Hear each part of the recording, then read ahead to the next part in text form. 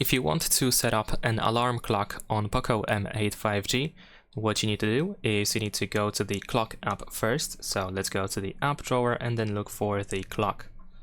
There we go. Of course, grant the permission to send notifications so that the alarm can send you the notification when it's about to go off.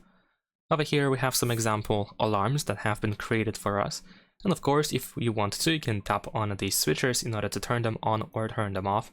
If you try to turn them off, if it's in a repeating alarm, then you can turn off just once for tomorrow, or you can turn off completely. Of course, we can tap on these alarms in order to adjust them. You can also tap on additional settings in order to find more options.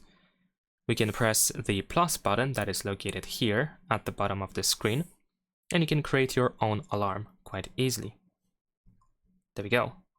And if you want to delete an alarm, you can just press and hold your finger in order to select it.